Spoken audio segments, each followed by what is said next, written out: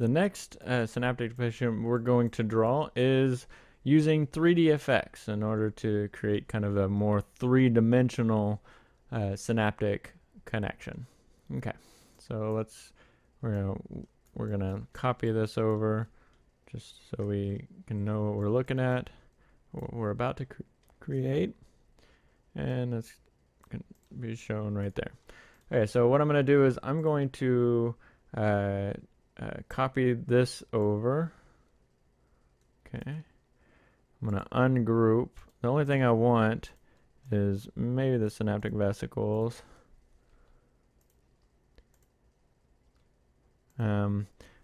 And also this, I guess I don't need the synaptic vesicles.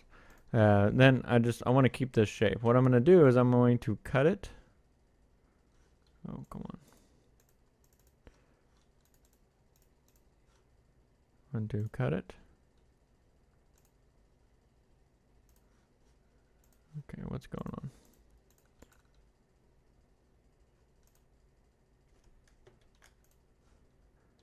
I'm going to cut it. There. Sorry about that. And I'm going to remove the fill. I'm also going to change the color. So I'm going to change the color to, something more lighter. And then I'm going to click on this. I'm going to click on Effect, 3D, Revolve. Okay, so notice, so what it did is it revolved it around the left side. I want to revolve it around the right side. So I'm going to do the right edge. Okay, so you can see that looks much the same shape as on the left. Now I want to have an opening so I can peer or peek inside of this this synaptic bouton. So I'm going to move it something like that.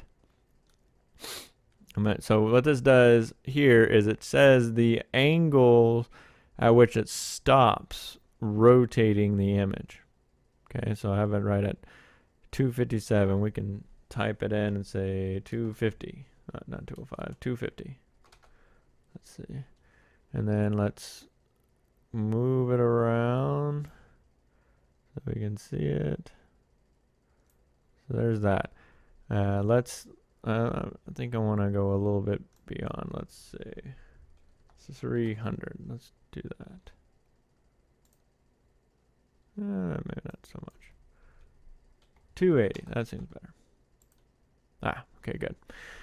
Okay, so now let's try to pick an orientation that we like. Oh, that's not good. That's not good.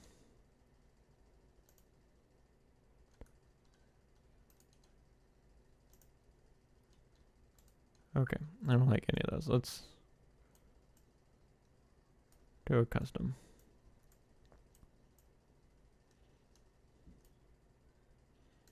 Keep it rotating.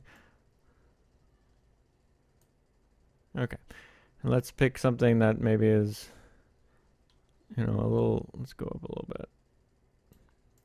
Not that much. Okay. Let's type in even numbers just to make it easy.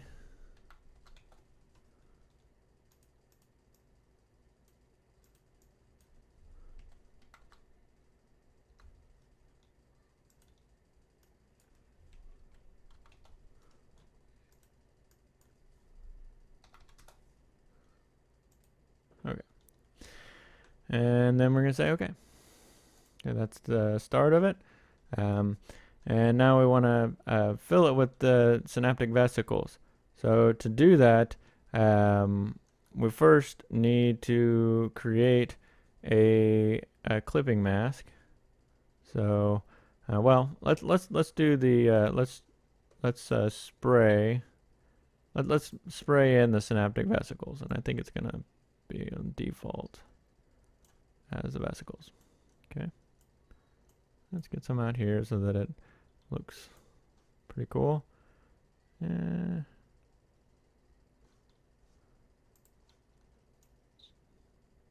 something like that. Okay. a little over. Okay. Now I want to create the clipping mask. So I'm going to zoom in, and I'm going to use the Spline tool to do that. So I'm going to go over here, I call it the Spline, the curvature tool to do that. So I'm going to click along this path, trying to get as close as I can. Doesn't have to be exact, but it's nice if it is. Let me switch over to the pen tool.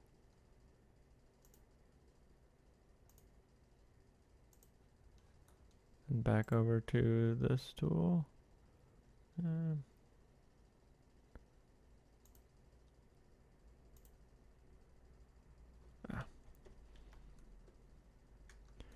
me select on that path. So I double clicked on the path, so I'm isolating it so so this tool doesn't think I'm trying to draw on another line. Now the more points you draw, the closer it will be. Of course, the longer it'll take to draw the line, but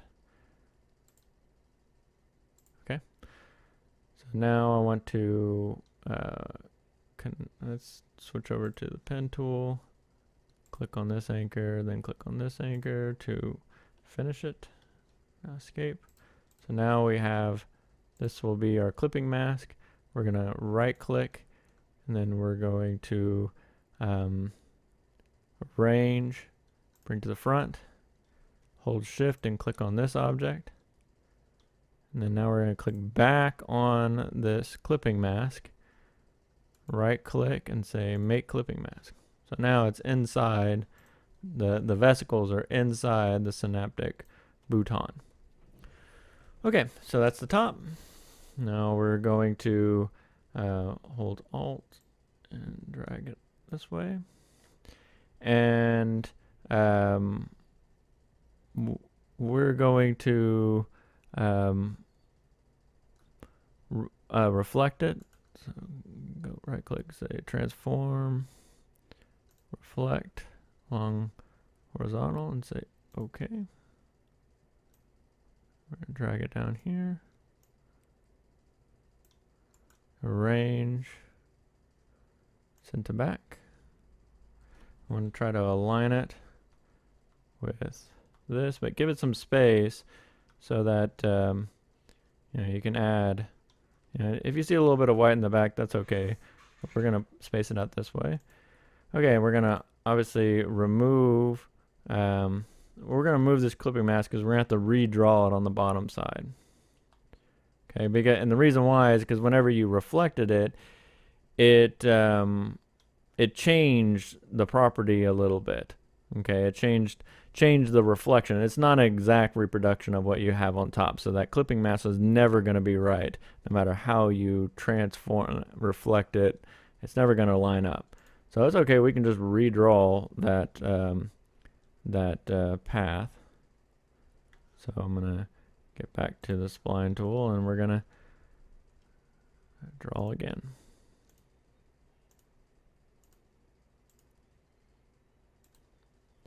Again, the more points you do, the more accurate it's going to be, but more time it's going to take to draw a line.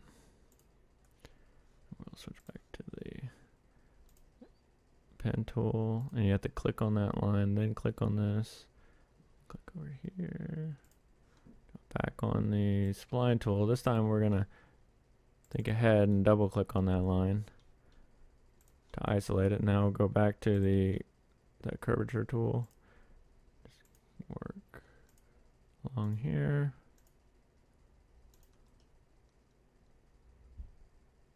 And you'll be able to modify these lines afterwards if it doesn't quite have the effect that you want. I'll switch over to this. And connected. Okay, so now we have that path. Okay. Now we want to draw these lines here, so we can use the pencil tool. Let's click away and then draw the pencil tool, and then so we're going to click on the pencil tool, and then we're going to go over here and do, I don't know, maybe this brown. Oh, back on the pencil tool, And then these are the, the cytoskeleton, something like that. Okay. Now again, we want this to be behind the clipping mask.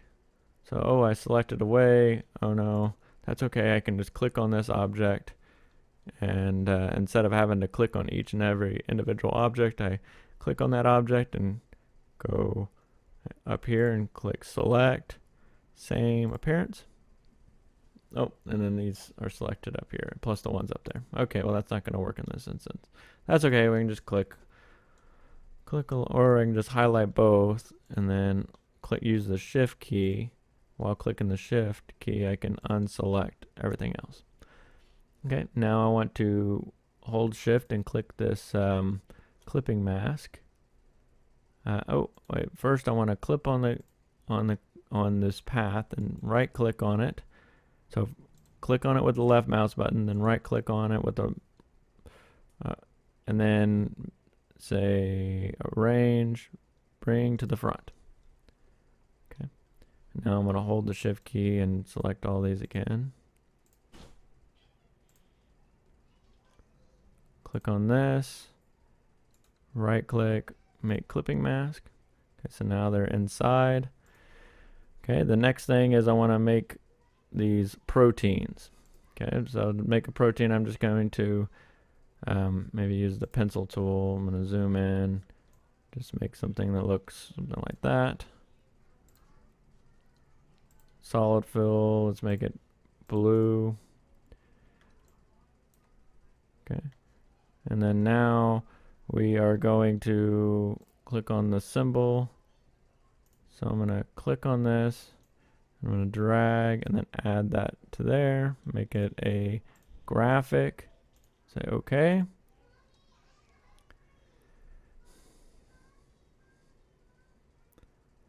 And then I'm going to click inside this clipping mask, and then I'm going to add the spray tool,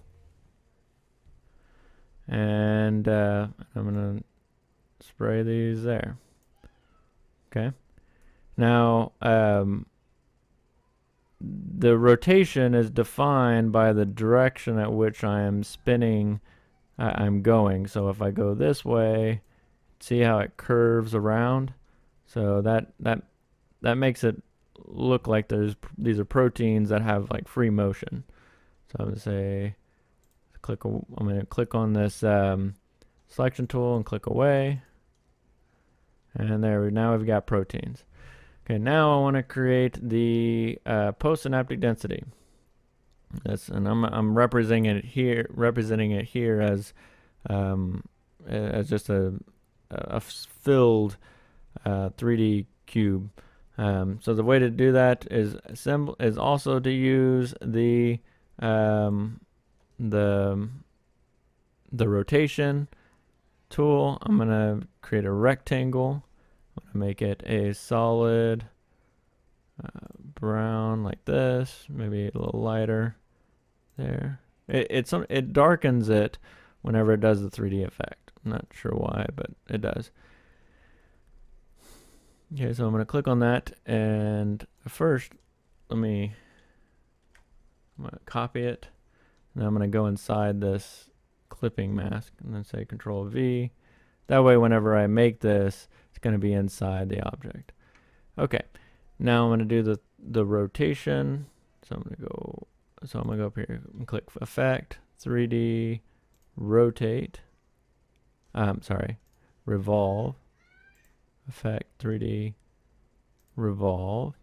And I cannot remember what we had. I think it was 280. Okay. I think this was -60. I think this may be 180 or 150. 150, I think. That's not looking right. I'm not sure. Let's just say OK for right now. And what I can do is I can click on this. So I click on this object, go Appearance, go down to 3D Revolve, and -55, and that's -60. or it's 160 and then negative 55.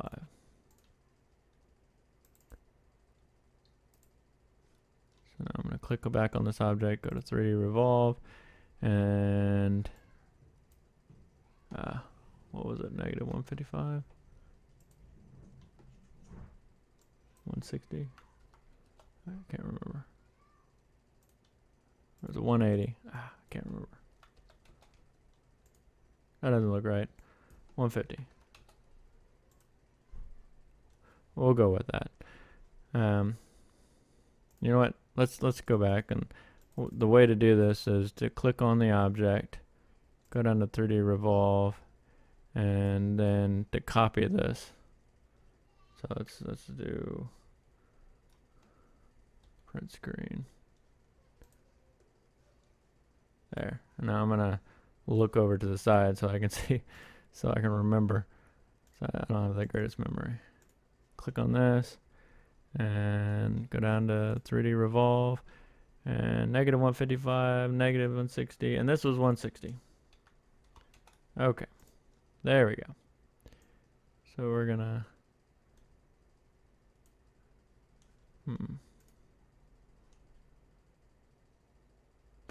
and then we need to do the right edge. Say okay. So that was, if you remember, the last one was the right edge. Now we're gonna bring this all the way, just be maybe just something like that, and that's the postsynaptic density. Now to add these little receptors, I'm gonna zoom in. I'm going to get a ellipse, make this dark brown, and then I'm going to cut the object.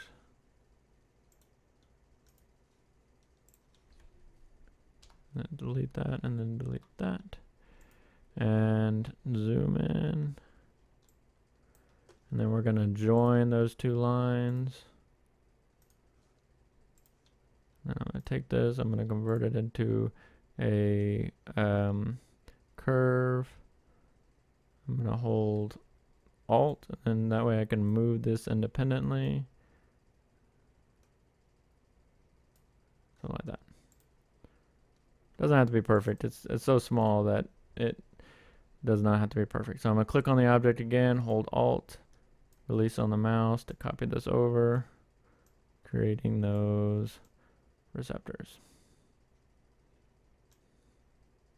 Okay. And then I'm going to do something like this. It doesn't have to be exact. Just to show the individual receptors. And you can size this out so that it makes it look exactly like that, or just copy it before trimming it, move it into here so it looks better. But anyways, that's the idea, that to create a 3D synaptic connection. So in summary, we have, and my computer is running really slow because we have a lot of things drawn here, but we've gone all the way from the very simple to a